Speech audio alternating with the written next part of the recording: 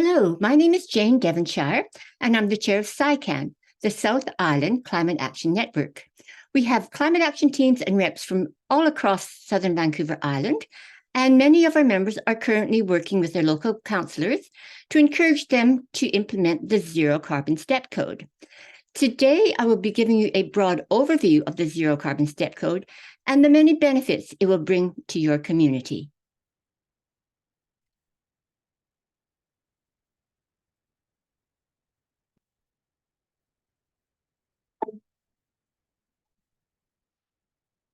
Oh, sorry, it's just not moving on. Hang on a second. So, fossil fuels in buildings drive climate change. The day-to-day operations of buildings contributes about 12% of BC's overall greenhouse gas emissions. However, when we take stock of emissions at the community level, buildings become either the number one or number two source of carbon pollution, as you can see here. Considering these numbers, it's clear that local governments will be challenged to meet their climate objectives without policy tools that target emissions from buildings. The introduction of the Zero Carbon Step Code has been a game changer. So, what are the top residential sources of carbon pollution? Fossil fuel space and water heating equipment produce the majority of climate pollution in buildings. In homes, natural gas, space, and water heating contribute a whopping 98.6% of average household emissions. The numbers are similar with commercial buildings. Just shy of 1 million BC households currently subscribe to natural gas services. While both the province and many communities have set targets to reduce carbon pollution, building emissions across BC have actually climbed 1.2% between 2019 and 2020, the most recent of years tracked.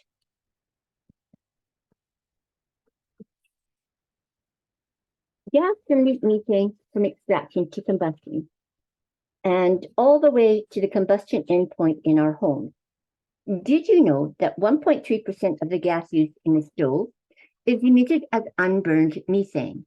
And over 3/4 of methane emissions occur when a stove is turned off. Now, how many of us knew that?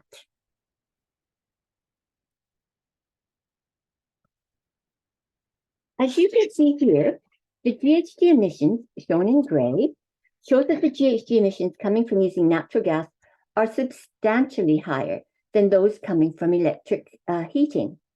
Even at the BC Energy Step Code 5, there's only about a 50% reduction in GHGs. Please take note that the BC Energy Step Code only measures a building's efficiency and not the greenhouse gas emissions.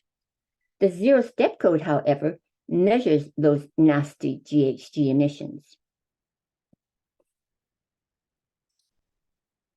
There is a plethora of zero carbon equipment readily available now, along with the technicians and contractors needed to install and service them. While electric baseboard heaters are still widely used across the province, they are not energy efficient. As a result, many builders are now specifying air source electric heat pumps. And as for colder climates, heat pumps are now built to work efficiently in conditions down to as low as -25 and even -30 degrees Celsius. Furthermore, electric induction cooktops are quickly gaining popularity in the marketplace, and efficient electric hot water heaters are also readily available.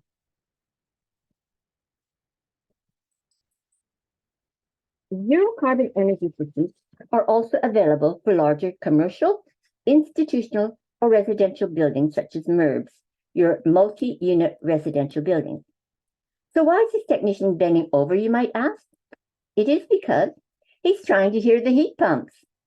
The newer models are so quiet that they can only be heard when you are right in front of them. Not only do electric heat pumps heat a home in the winter, but most importantly, they cool a home in the summer, which is a critical adaptation called for by the BC coroner after 619 people died in the heat dome of 2021. Another advantage of a properly installed electric heat pump is that they can substantially lower your energy bills over time, especially with the carbon tax set to triple by 2030. So, where did this zero carbon step code come from? In 2021, the province released its Clean BC Roadmap. It included a commitment that all new buildings in the province must produce zero greenhouse gas pollution from their operations by 2030. In 2023, the province of BC entered the zero carbon step code into regulation as the pathway to get there. Local governments may now reference the zero carbon step code in their building bylaws. It offers them a powerful new tool to help them reach their climate emission targets, and by extension, helps the province meet its own greenhouse gas targets. Many types of buildings can be regulated under the zero carbon step code. On the left here, you have Part 9, or your simpler residential buildings. And on the right, you have your Part 3, or more complex buildings.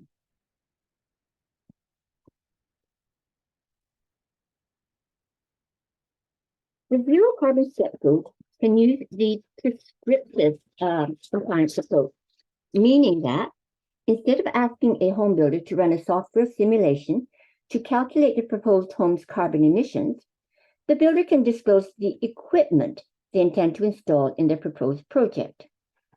There are 4 tiers. Emission level 1 is measure only.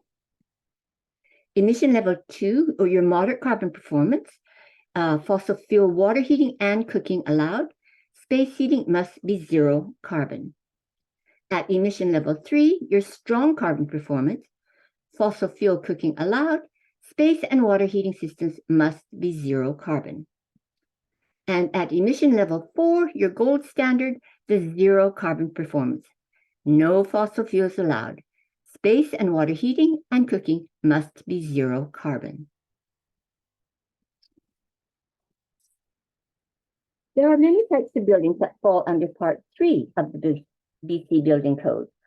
Under the Zero Carbon Step Code and the Performance Approach, this illustrates the values associated with each tier. These numbers represent the GHGI, or greenhouse gas intensity, which is the maximum allowable number of kilograms of CO2 emissions per square meter per year. Note that for Part 3 buildings such as these, only the GHGI metric may be used. On thin ice, the urgent call to adopt the Zero Carbon Step Code. The UN Secretary General, Antonio Guterres, said, "Humanity is on thin ice, and that ice is melting fast. Our world needs climate action on all fronts, everything, everywhere, all at once." Victoria and Saanich heeded that call and have expedited the timelines for implementing the zero carbon new builds starting on November 1st, 2023. Industry agreed that we need to focus on reducing our GHG emissions quickly and is only asking for regional consistency, which will help provide more stability for the industry. And here we have Victoria and Saanich, who have demonstrated that the zero carbon step code at emission level 4 is doable. They will begin with phasing Part 9 buildings as of November 1st, 2023. And many other municipalities are starting to follow suit.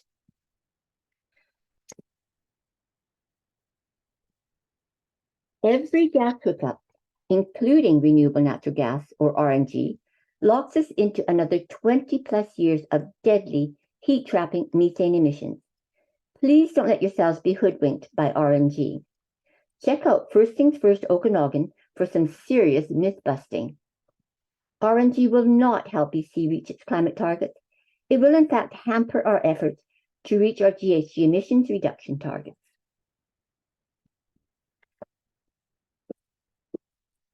Here are some of the many benefits that zero carbon new builds will bring. Zero carbon heating and cooling equals happy owners and happy renters. Climate safe, resilient homes with electric heat pumps will help save lives. You will also get cleaner, healthier air that has filtered out that nasty toxic forest fire smoke. Homes with built-in equity justice, lower monthly energy bills, higher home values, no expensive energy retrofits down the road, no added air conditioning costs, and most importantly, will enable your community to reach its climate action targets.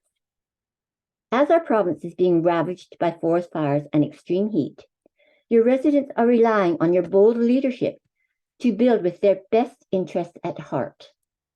Imagine instead a future where everyone has clean air to breathe and is in climate-safe, resilient, and healthy homes because you had the fortitude to ensure that all new builds were built zero carbon.